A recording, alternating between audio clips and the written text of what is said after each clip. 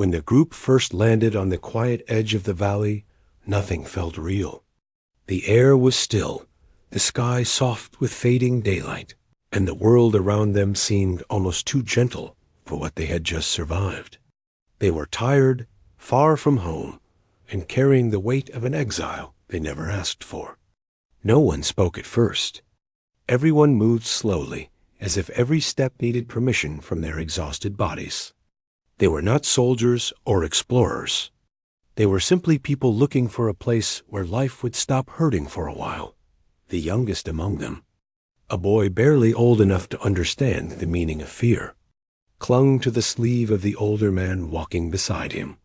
The man did not pull away. He understood the silent request for comfort, even though his own hands trembled slightly from the long journey. The boy was not his child, but in times like these, everyone simply became family by necessity. They had come from a settlement far away, a place that once felt like the center of their world. It had been peaceful, simple, and full of quiet routines that no one expected to lose. But trouble had come slowly at first, rumors, disagreements, and then choices that others made for them.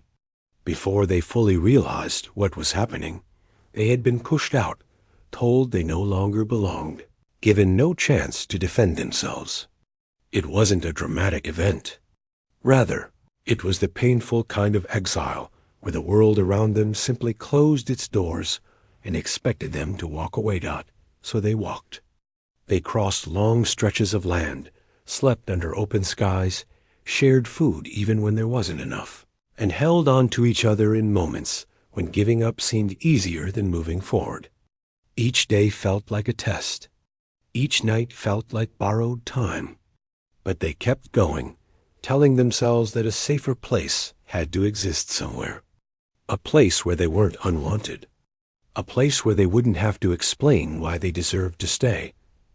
When they reached the valley, something felt different.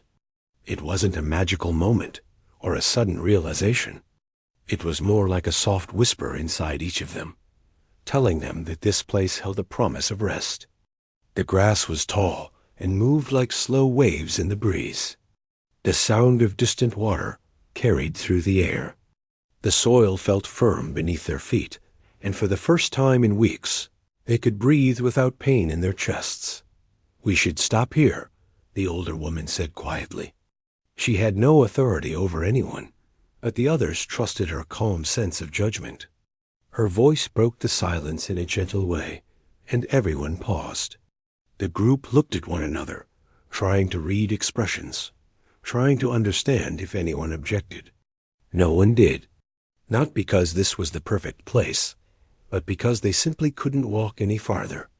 They set down their bags. The sound of fabric touching the ground felt louder than it should have. The boy let out a heavy breath, like he had been holding it for far too long. The older woman knelt by him and offered a faint smile, one that carried warmth even through exhaustion. He didn't smile back, but he relaxed a little. The valley felt peaceful, but peaceful didn't mean safe. They knew that. They didn't know who lived nearby, or if anyone would welcome them. They didn't know if the weather here would turn against them, or if the land could support them. But for that moment, uncertainty didn't matter. All that mattered was that the sky didn't feel threatening, and the ground didn't shake under their feet. They had not felt that kind of calmness in a long time.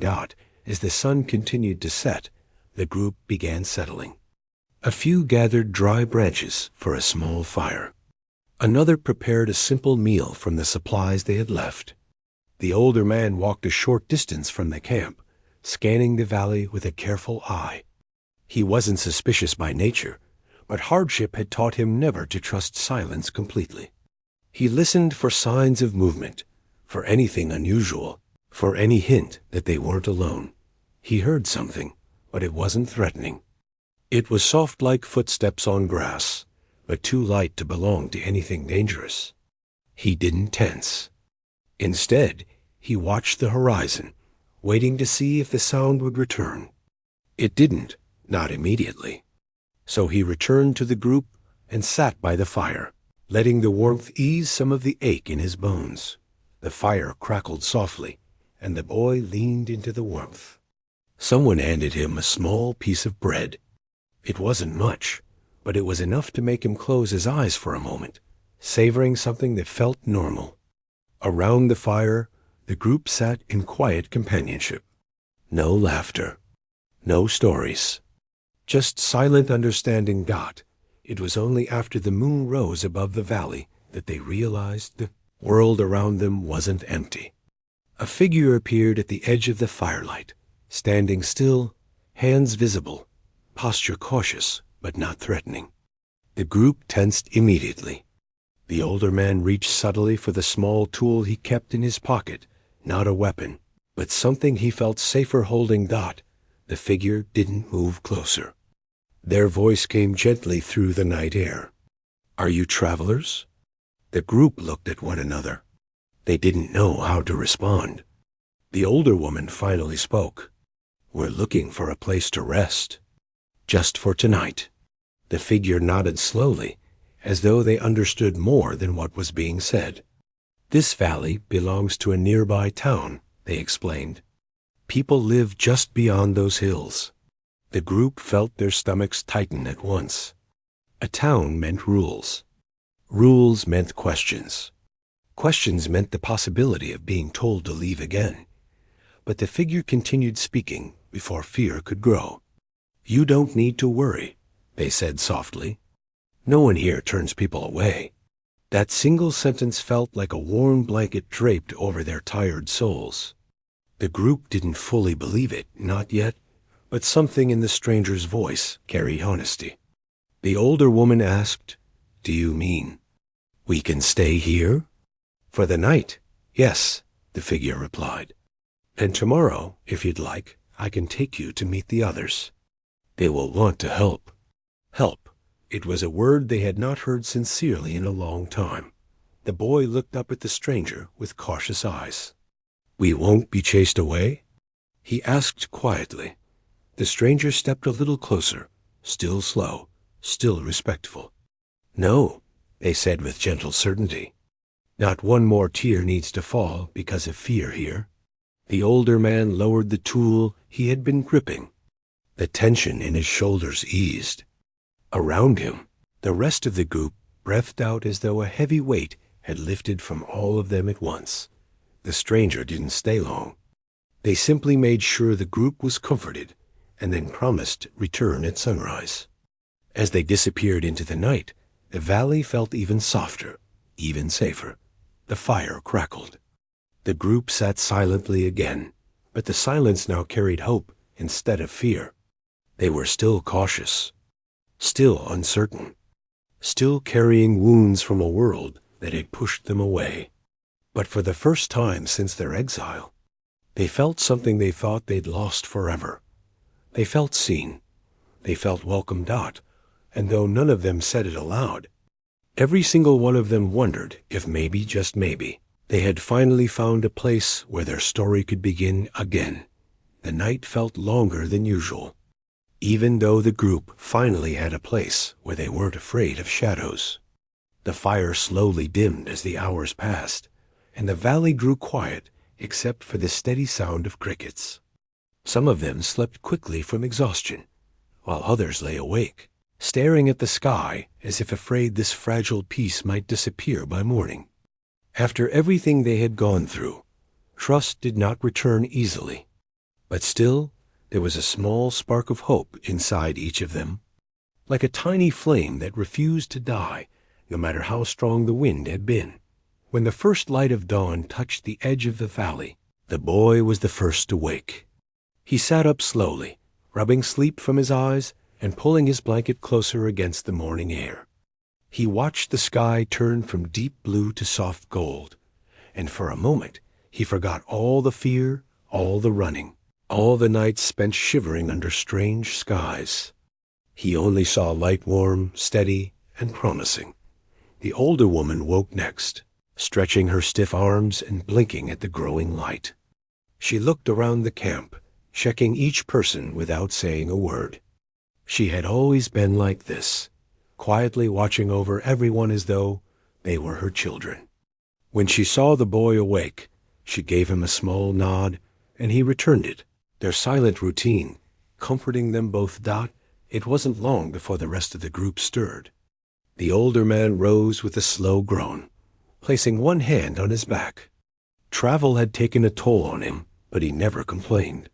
He simply looked around to make sure everyone was still there. His eyes softened when he saw the boy staring at him, and he offered a tired but genuine smile.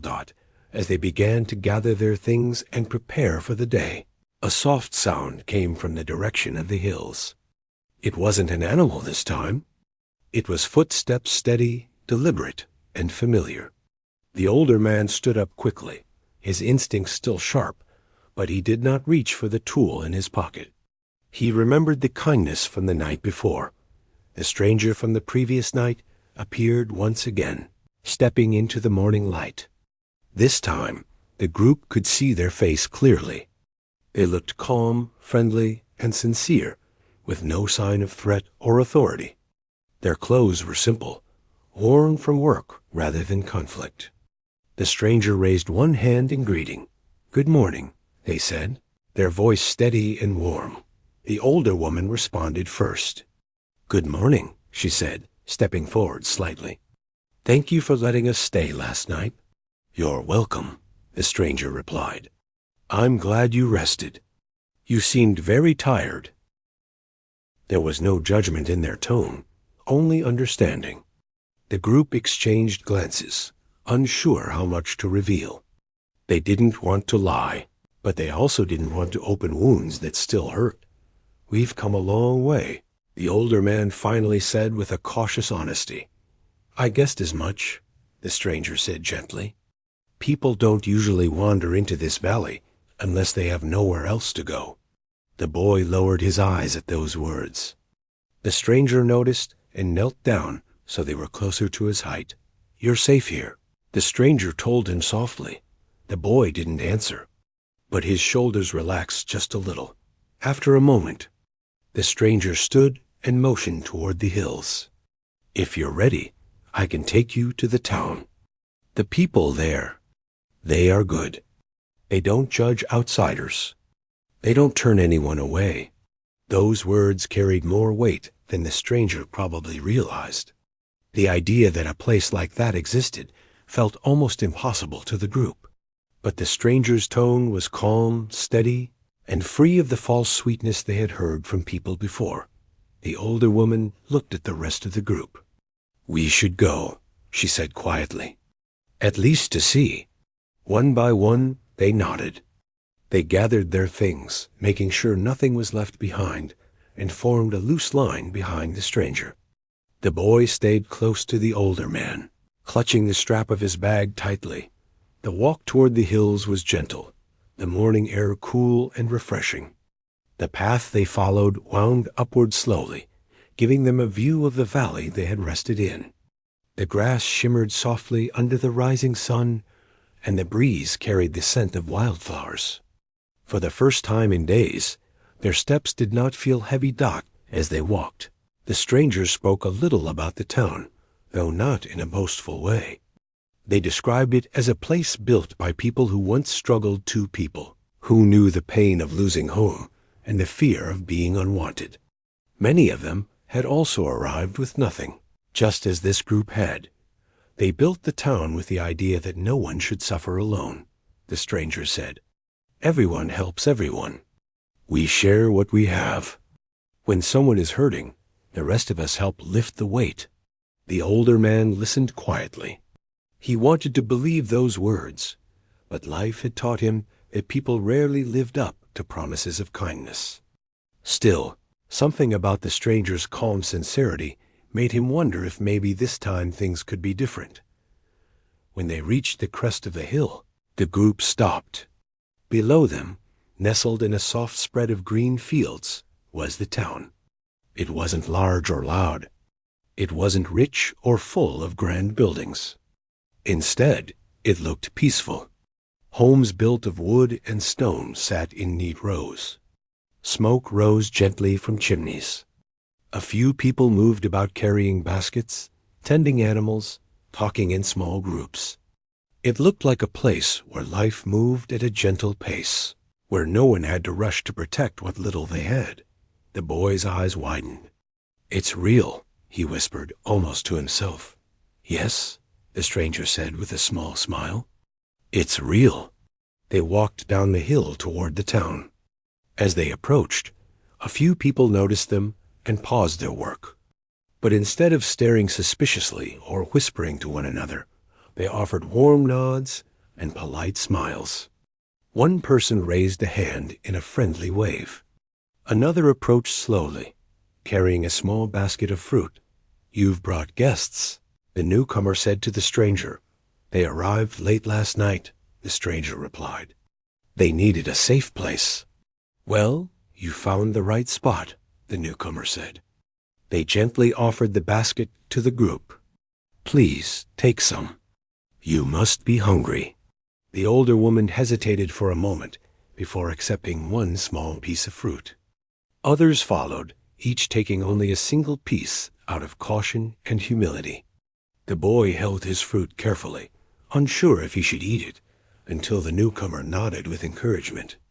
Only then did he take a small bite, and the sweet taste made his eyes brighten.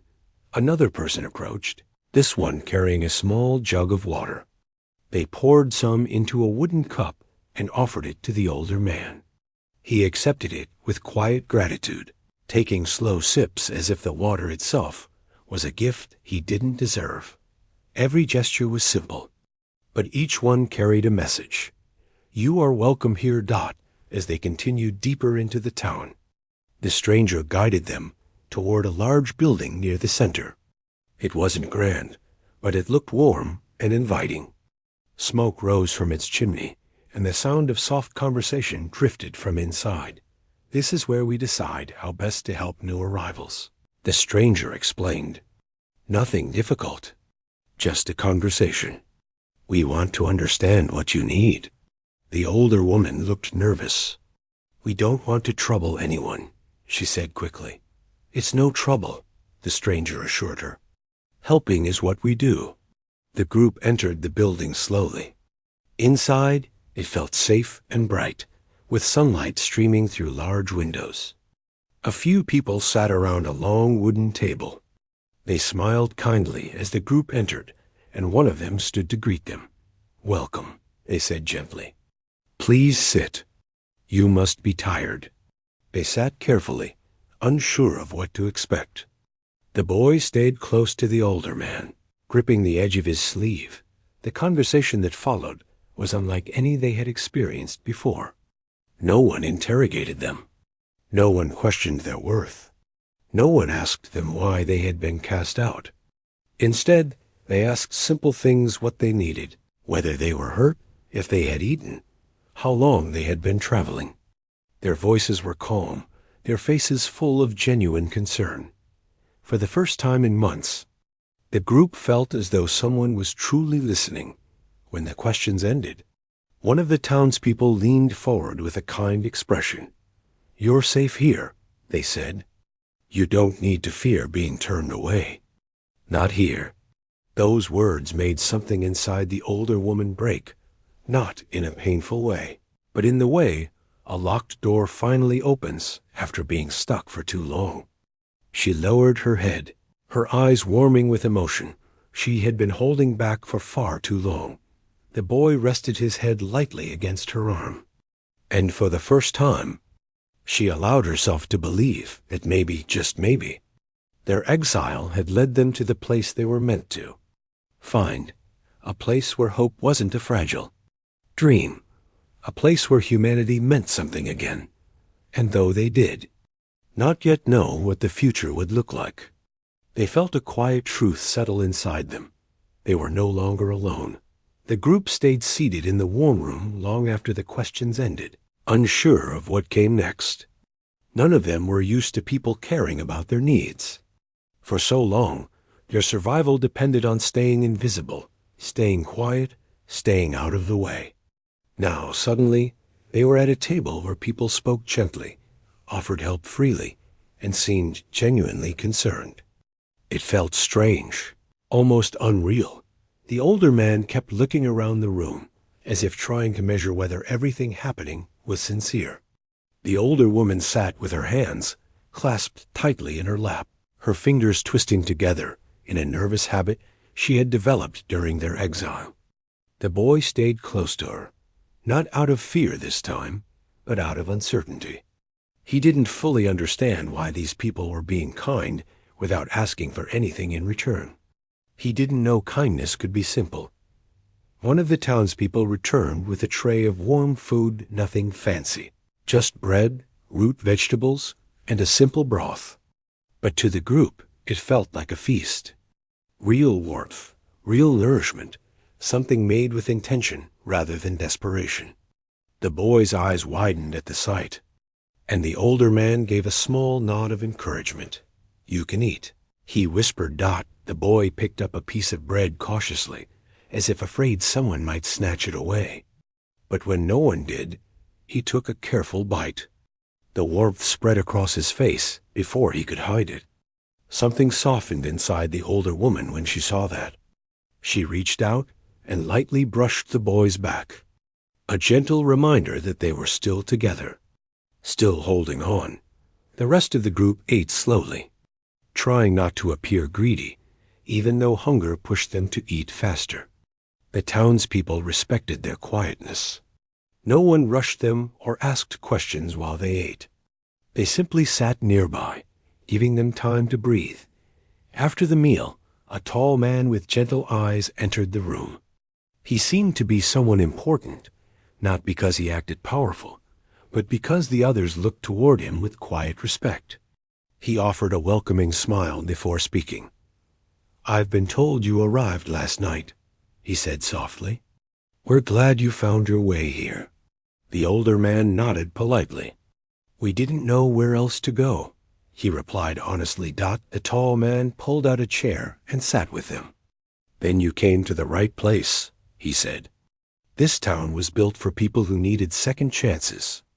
Many of us started our lives again here." His words were steady, spoken with the confidence of someone who knew what hardship felt like. The group listened carefully. "You don't need to tell us everything today," he continued. "Only what you're comfortable sharing. What matters most is that we help you settle. You'll need a place to stay, supplies, and time to rest." The older woman shifted in her seat. "We don't want to take more than we can repay," she said softly. "You're not taking," the tall man said gently. "You're joining." Those words lingered in the air. Joining. That was something they never imagined. Hearing again, the tall man stood and motioned for them to follow. "Come," he said. "Let me show you the place we have in mind for you." They followed him outside into the bright morning light. The town was awake now. People walked along the paths, carrying baskets or tools, greeting one another with small waves and smiles. Everything moved at a peaceful rhythm. Children ran around near the houses, laughing and playing simple games. Their joy filled the air like soft music. The boy watched them closely, almost in disbelief. He hadn't played in months. He had forgotten what laughter sounded like. When it wasn't forced, they continued walking until they reached a small cluster of homes near a line of tall trees. The tall man stopped in front of a modest wooden house. It wasn't big, and it wasn't new, but it looked warm, lived in, and safe. "This house has been empty for a while," the tall man explained. "The family who lived here moved to a larger place after they grew in number. They left this one for new arrivals." The older man looked at the house, then at the others. "Are you sure we can stay here?" he asked. "Yes," the tall man replied simply. "We're sure." The group exchanged glances.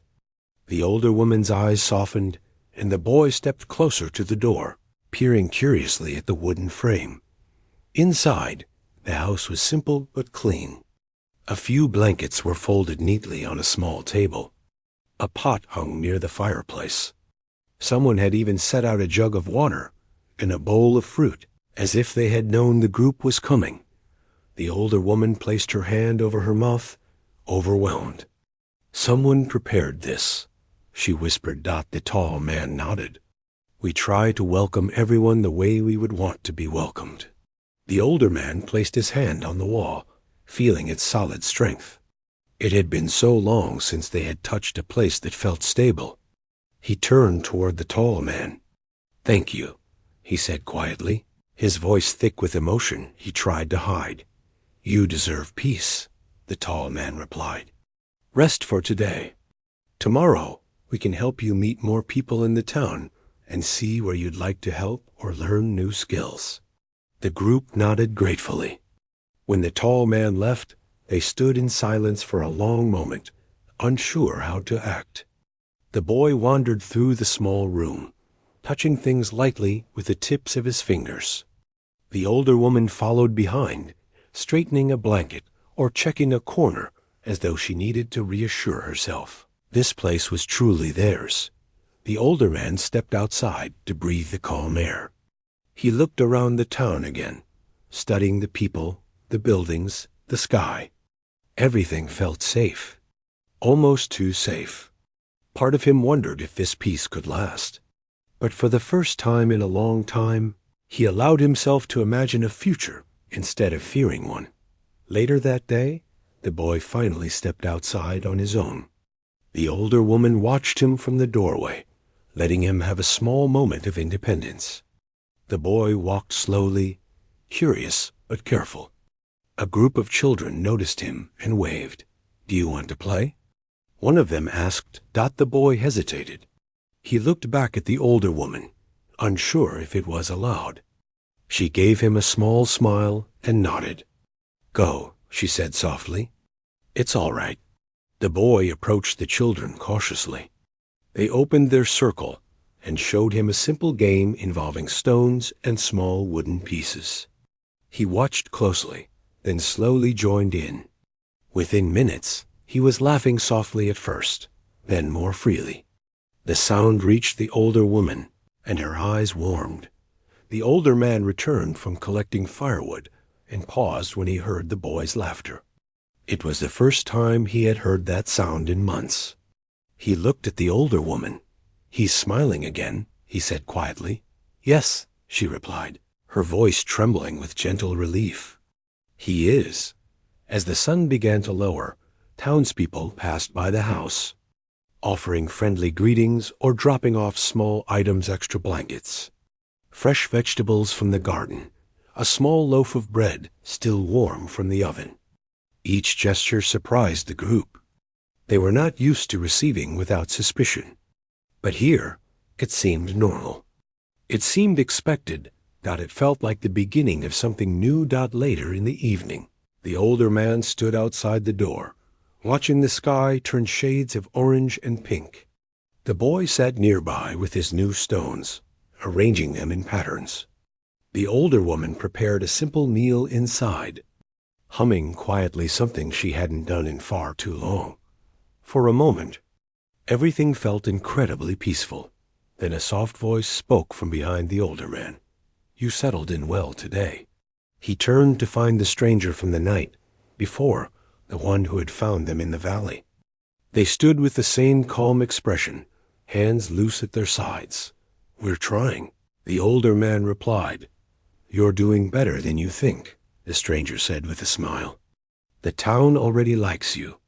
People here understand loss. They know what it means to start again. The older man nodded slowly. It feels strange, he admitted. After everything that happened, kindness feels unfamiliar. The stranger looked toward the boy. You'll learn to trust it again, they said gently. There's no rush.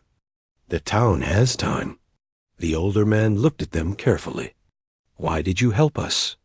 He asked quietly. The stranger's answer was simple, spoken without hesitation. Because someone once helped me. The older man didn't know what to say. He only nodded, feeling a warmth spread through his chest, something like gratitude, something like hope. When the stranger left, the older man stepped inside the house, closing the door softly behind him. The small room was filled with soft shadows, warm light from the fire, and the quiet presence of people he cared about. That night, as they lay down on real bedding for the first time in months, the group felt something they thought they had lost. Forever. They felt the possibility of a future. Not a perfect one, not a guaranteed one, but a real one. And that was enough to let them drift into sleep without fear. The next morning began quietly, with soft sunlight filling the small house.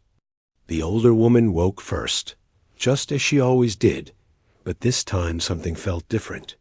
Instead of feeling the weight of another long, uncertain day, she felt a strange calmness inside her chest. She sat up slowly, listening to the gentle sounds outside. Birds were singing somewhere in the trees. People in the town were beginning their day. There was no shouting, no rushing, no fear. Only steady, peaceful morning sounds. She went outside and inhaled deeply. The air smelled of grass and warm earth, and for the first time in a long time, her hands weren't shaking. She looked back at the house, watching the boy still sleeping curled up under a blanket. She smiled softly. He looked peaceful, almost safe. When the older man woke, he found her sitting near the door with her hands resting loosely on her knees. He stepped outside and stood next to her. Neither of them spoke for a long moment. They simply watched the town slowly come alive. "You slept better last night," the older man said gently. "I did," she admitted. "It's been a long time since I felt this rested." "It's been a long time since any of us felt anything calm," he replied. They shared a quiet understanding. Both of them were still frightened, deep down frightened, that this peace might vanish the way everything else had vanished before. But for now, they allowed themselves to enjoy it. Soon the boy woke as well, rubbing his eyes with his fists and stepping outside with sleepy steps. He was surprised to see both adults awake and calm already, and the first thing he did was check if the children he met yesterday were playing again. When he didn't see them immediately, he walked over to the older woman and leaned into her side in a gentle hug. She touched his hair softly. Not long after, there was a soft knock on the door. The older man opened it to find one of the townspeople standing on the doorstep with a small basket. "Good morning," the visitor said warmly. "We brought breakfast. Fresh bread and fruit." The older man hesitated for a moment, still not used to kindness so early in the day. But he accepted the basket with a grateful nod. The visitor noticed his hesitation and spoke gently. "You don't have to worry. This is what we do for everyone." After the visitor left, the three of them sat on the small floor mat with the basket between them. The boy picked up a piece of fruit and ate happily. The older woman watched him with soft eyes. She didn't even care about her own hunger seeing the boy eat without. Fear was nourishment enough for her Dot after they finished breakfast. The stranger who had found them in the valley arrived, smiling as they approached the small home. "Good morning," the stranger said. "I'm here to help you get familiar with the town, if you're ready." The older man nodded. "We're ready," he said. They were still unsure, but they knew they couldn't hide in the house forever. If they were to build a new life, they had to learn how to belong. They walked with the stranger toward the center of the town. Along the way, more people greeted them. Some waved, some smiled, some simply nodded politely. The group didn't know how to react to such friendly attention, so they just offered small smiles in return. The stranger led them first to a large, open space where several people were working together on building something.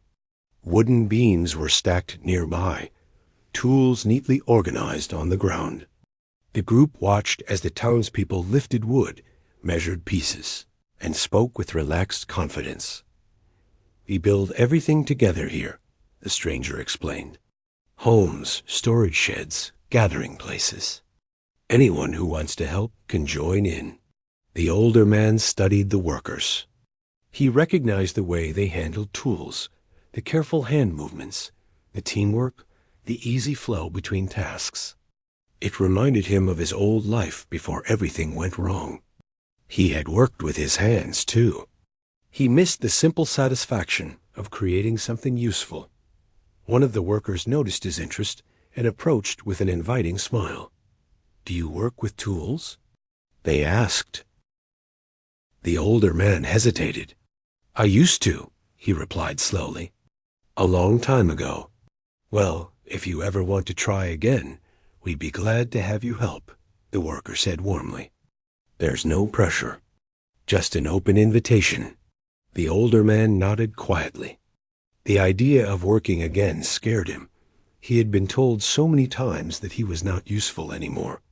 But deep inside, a part of him felt excited at the possibility.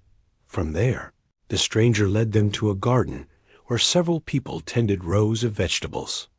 The boy watched curiously as a woman gently loosened soil around young plants. "If you like," the woman told the boy kindly, "you can help water them." She held out a small clay cup filled with water. The boy looked up at the older woman for permission. She nodded, and the boy took the cup with both hands. He walked carefully between the rows and poured the water slowly around the plant roots. The woman smiled at him. "You did it perfectly," she said. The boy's face lit up with shy pride. No one had praised him in a long time, not for anything meaningful. That simple moment felt huge to him. As they continued walking, the stranger explained how the town managed its resources. Everyone contributed in their own way. Some people built, some cooked, some farmed, some taught children, some repaired tools, some looked after the sick. No one was forced into anything. They simply chose what suited them and what made them feel useful. "Here, everyone has a place," the stranger said, "even if it takes time to find it." Those words stayed in the older woman's heart more deeply than the stranger realized. They reached the edge of the town where a gentle river flowed. A few people were washing clothes, chatting quietly. Others filled buckets with fresh water. The river glistened in the afternoon light, and the boy ran toward the shore with excitement. "Careful," the older woman called, but her voice was filled with warmth, not fear. The boy crouched near the water and dipped his fingers in. The coolness made him giggle softly. The older man stood behind him, hands on his hips, watching with a feeling he hadn't felt in a long time. Relief. As they sat near the river, one of the townspeople approached carrying a fishing basket. "This river provides well," they said. "We often share the catch with nearby homes. If you like fish, we can bring some to your house tonight." The older woman blinked, surprised yet again by the generosity. "You really don't have to," she said softly. "We know," the person replied with a smile, "but we want to." The stranger led them a little farther along the river before stopping. "There's something else," the stranger said. "Something important." The group listened carefully. "When you first arrived, you looked like people who had lost everything," the stranger said gently. "But I don't see that now. I see people who can start again, people who are willing to try." The older woman lowered her eyes. "We're still scared," she admitted. "That's normal," the stranger replied. "Fear doesn't disappear in a day. Healing takes time." The stranger picked up a small stone from the ground and tossed it lightly into the river. It made a soft ripple across the water. "That ripple is like your arrival," the stranger said. "It spreads. It changes things around it. You're part of us now, whether you feel it or not." The boy listened quietly, absorbing every word. As they walked back toward the house, the older man spoke quietly to the stranger. "You've helped us more than you know," he said. The stranger shook their head with a soft smile. "You helped yourselves by not giving up." The older man didn't argue. He simply nodded. When they reached the house again, the boy hurried inside, excited to show the older woman the little stone he had taken from the river as a memory. The older woman touched the stone gently, smiling with a warmth the boy hadn't seen in a long time. The older man stepped inside and looked around the small home. It still felt new, but it also felt like a place that could hold their hopes, their quiet friendships, their fears, and their beginnings. That night, as they sat together eating a simple dinner, none of them spoke much. But the silence wasn't heavy. It was peaceful, like the quiet after a long storm. For the first time since they were exiled, the group felt something powerful, not just hope, but belonging. A delicate, fragile belonging. Yes, but real. And as they drifted off to sleep that night, they didn't worry about tomorrow. Tomorrow would come gently, in its own time. And this time, they wouldn't face it alone. The group had barely slept during the days after the big gathering. Even though they had returned to the small temporary shelter humans had built for them, their minds were full of thoughts they couldn't push away.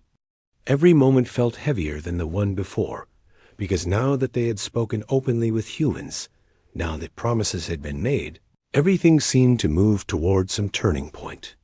It was like standing on the edge of a cliff, not to fall, but to finally see what lay beyond. Life inside the human settlement was slowly becoming familiar. They now recognized the sound of the morning alarms, the soft hum of machines warming up, the quick footsteps of people rushing to work. Some humans waved every morning, others simply nodded politely, and some still kept a cautious distance. But even the cautious ones were no longer rude. Their silence did not feel cold anymore. It felt like the silence of someone trying to understand before speaking. The group noticed this change each day. They saw the way guards no longer stared suspiciously at them. They saw how children were allowed to walk near them, even if the children did not talk much. But they smiled, and that smile alone was a big sign. Even the small things like that felt precious. Still, the group felt unsure about what to do next. They had been exiled once. They had lived in fear for so long that any new hope felt unreal, like it could fade again without warning. And so, even though humans had given them comfort, rest, and kindness, they struggled to believe that everything would stay this way. That morning, the eldest of the group stepped outside and noticed a soft golden light spreading across the entire camp. Humans were fixing something on the western side, and smoke rose from a new machine being installed. A worker waved and pointed to the sky, showing that the sunrise was unusually bright. The elder nodded, but didn't say anything. He simply stood there, suddenly aware that he was breathing in fresh morning air. Without worrying about someone chasing him. Another member of the group walked toward him. She carried a small notebook that one of the humans had given her, even though she didn't know how to write yet. She just liked holding it, as if owning something simple meant she truly belonged somewhere. She looked at the elder and said quietly, "Do you think we will stay here forever?" The elder took a moment before responding. "I don't know," he admitted. "But for now, we are safe." "Safe," she repeated, as if testing the word for the first time. Later that day, they were invited to meet the human representative again. This time, it wasn't in a large hall filled with people. It was a small meeting room with soft chairs, warm lights, and a long wooden table. The humans wanted to talk about their next step, something the group had been anxious about. The representative entered with a few papers and smiled warmly. "Before we begin," she said, "I want you to know that your voices truly changed things. People are talking about you across the entire region. Some want to help. Some want to understand your past. We want to support you in whatever path you choose." The group listened carefully, trying to understand her tone. They sensed no pressure, no hidden meaning. Only honesty. The elder asked, "What path do you suggest?" "We want to offer you a permanent settlement," she replied. "A place where you can build homes, grow food, start new lives. You won't be forced to stay. But if you choose to stay, you will have full rights. You will be treated as our own people." The room fell silent for a long moment It felt impossible. A permanent home? Rights? Their own place. For so many years, they had been wandering like shadows, unwanted and unwelcome. Now, suddenly, someone was offering them a village, land, and dignity. It felt like a dream too big to accept, but also too precious to refuse. Another member of the group finally spoke. "Why would you do this for us?" he asked. The representative leaned back slightly and replied, "Because we promised we would not let one more tear fall because of your people. And promises must be kept." Her words struck the group deeply. It wasn't just kindness, it was responsibility. Humans were taking responsibility for protecting them, for giving them a future. The meeting continued for a long time. They asked questions, many questions. What kind of land would it be? Would they be allowed to travel? Would humans interfere too much? Would they be safe? Would they be judged? Every answer from the representative was steady and calm. The humans wouldn't force anything on them. They wouldn't track their movement. They wouldn't push them into work. They would simply help them stand on their feet so they could build their own lives again. When the meeting ended, the group walked out into the open field, the sun much lower now. They did not speak for several minutes. Everyone was thinking the same thing, but no one dared say it first. Finally, the youngest whispered, "We have a chance. A real chance." The elder looked around at the faces of his people. He saw hope beginning to rise. Not loud hope, not loud cheer, but quiet hope, the kind that grows slowly inside a tired heart. He knew they needed more time. He knew they couldn't decide everything in one moment. So he suggested they walk to the far end of the camp, where the hills overlooked the valley. The walk helped clear their minds. As they reached the top of the hill, the view opened wide.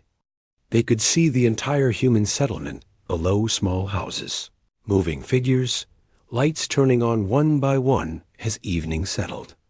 It looked peaceful. It looked alive. They sat down in the grass and watched quietly. For a while, no one said anything. Then the same young member spoke again. "Do you think we deserve this? After everything?" The elder turned toward him gently. "We deserve peace," he said. "We deserve a place to breathe, a place to rest. Everyone deserves that. But what if it goes wrong again?" He asked softly, "What if this kindness fades?"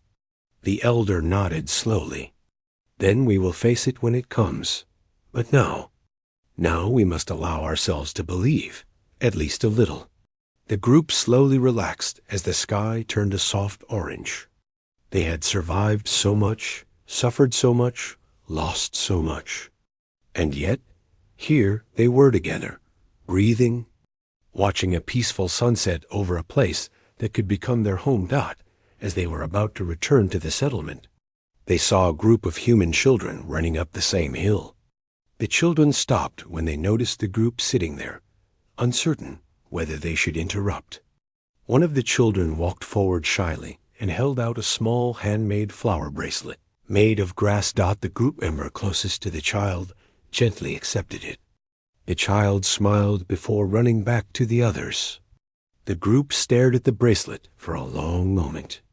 It was such a small gift, but it meant more than any grand speech.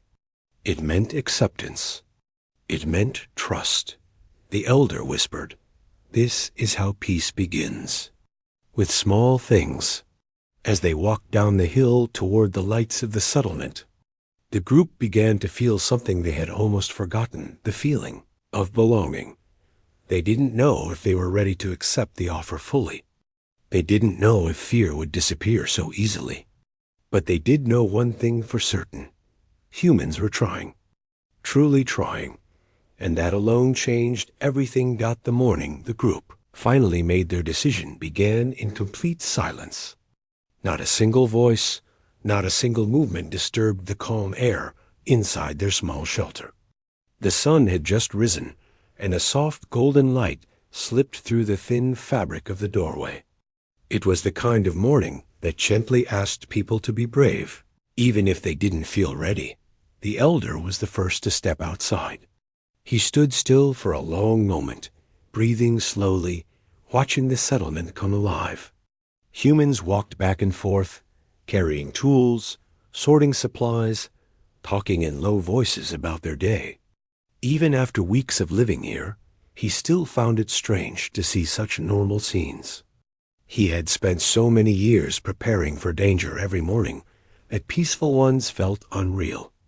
One by one, the others followed him out. Nobody hurried. They simply stood beside him, each lost in their own thoughts. Today mattered, even if they tried to pretend it didn't. Today, they had to tell the humans what they wanted. Today, they had to choose between always running and finally staying. The youngest looked around nervously. "Will they be waiting for us?" "They said they would meet us whenever we were ready," another replied. "We are ready," the elder said softly, though his heart beat heavily in his chest. They walked together toward the small building where the humans held meetings. The path was familiar now, but each step felt heavier than usual. By the time they reached the door, the group paused. Nobody reached for the handle. Nobody wanted to be the first to move. Then the elder calmly placed his hand on the door and pushed it open. Inside, the representative and two assistants were already sitting at the table, papers neatly set aside. They stood up as soon as the group entered. Their expressions were warm, not tense. They weren't expecting a dramatic answer. They simply looked like people who truly wanted to help. "Good morning," the representative said with a gentle smile. "Please sit wherever you like." The group sat together. The elder sat closest to the representative. His hands trembled slightly, but he hid them under the table. "We don't want to rush you," the representative said. "If you still need time, we are ready." The elder interrupted softly. The room became still. He looked around at his people, getting silent nods of support, and then he turned back to the representative. "We accept your offer," he said. "We want to stay. We want a home." The representative's smile softened into something deeper relief, pride, maybe even gratitude. "We are honored," she said. "Truly honored that you trust us." The group exhaled almost at the same time. It felt like releasing years' worth of fear, like putting down a weight they had carried for too long. For the first time since they arrived, they didn't feel like guests. They didn't feel like survivors. They felt like people who had permission to hope. The representative reached for a small map and spread it on the table. "This is the land we would like to offer you," she explained. "It's a valley not far from here. It has clean water, fertile soil, and enough room to build homes and farms. Our engineers are ready to help you design everything the way you want." The group leaned closer to the map. The valley looked peaceful, surrounded by gentle hills and open fields. There were rivers, small forests, and plenty of space. It didn't look like a border, or a refugee camp, or a temporary shelter. It looked like a real home. One of the group members asked, "Will we be safe there?" "Yes," the representative answered firmly. "We will assign protection units nearby, not to control you, but to make sure no one harms you. But they will not enter your land without permission. This will be your territory." Another asked, "Will we be allowed to come here?" "To trade or learn. You will have full rights," she said. "You can visit any town, attend schools, work in our communities, or simply stay in your valley. Everything will be open to you." The elder listened carefully. He wasn't used to choices. He wasn't used to freedom. But hearing these words made something warm build inside him, something like strength. The meeting lasted for hours. They talked about water sources, shelters, farming, education, health, and safety. They didn't understand everything, but the humans were patient, explaining every detail slowly, repeating things without frustration. They treated the group not as outsiders, but as partners. When the meeting ended, The representative stood and placed her hand over her chest, gesture of respect they had noticed many humans using. "We promised you," she said gently. "Not one more tear would fall because of you. We intend to keep that promise every day." The group returned to their shelter quietly, but their steps were lighter than ever. They didn't talk much on the way back. They didn't need to.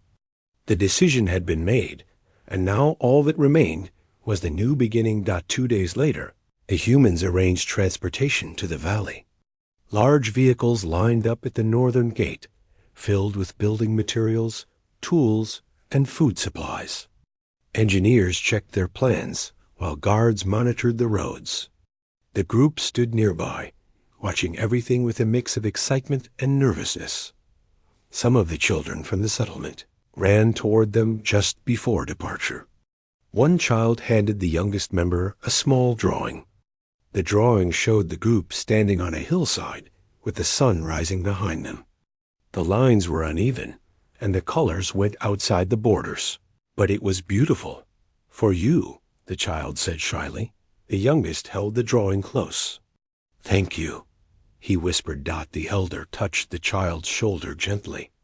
"We will not forget your kindness." Finally, the moment came. The group climbed into the vehicle, sitting close together as the engines started. The settlement slowly faded behind them, replaced by open fields and long stretches of untouched land. As they moved through the valley, the scenery changed.